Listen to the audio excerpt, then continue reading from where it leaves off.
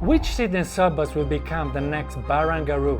Billions are already being poured into projects that will reshape the city, and the investor who position early could secure the biggest gain of the next decade. Right now, new mega-precincts are taking shape.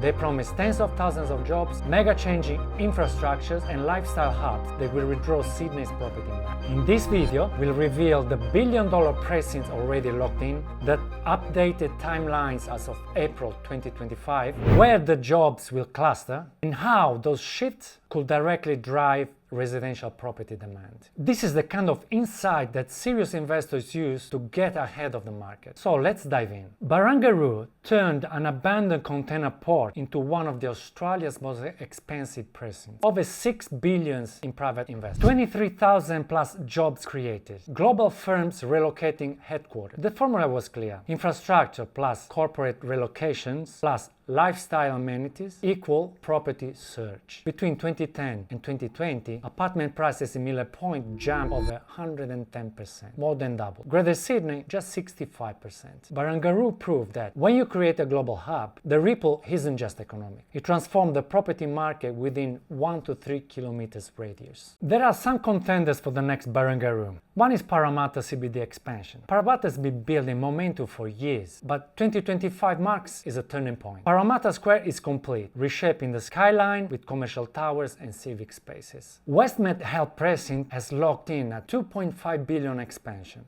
strengthening its place as one of Australia's biggest medical hubs. Metro West, while delayed, is now confirmed for early 2030, cutting Parramatta Sydney travel to around 20 minutes. Forecast project 50,000 new jobs by 2036 in the Parramatta LGA. Recent rental reports show demand around Parramatta Station and Westmed already outpacing supply, with vacancy rates tightening quarter by quarter. This is the textbooks for job-driven demand. The Aerotropolis is anchored by a new Western Sydney International Airport. It's no longer. The second one is the Western Sydney Aerotropolis. The Aerotropolis, anchored by the new Western Sydney International Airport, is no longer just a plan.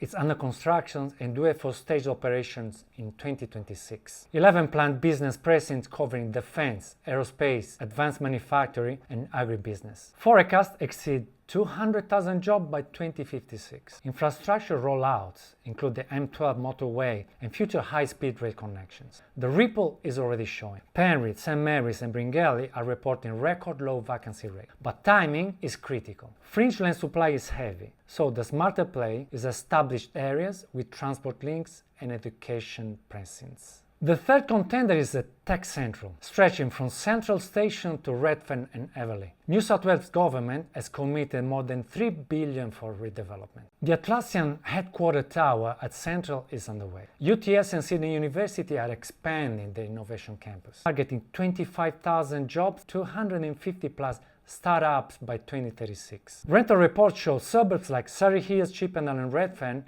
are already rising ahead of Sydney's median, driven by tech professionals and gentrification waves. So, how do investors actually spot the winners? 3 rules stand out. Stay within 1 to 3 kilometers of the hub, as ABS data shows commuters under 20 minutes drive tenants' demand.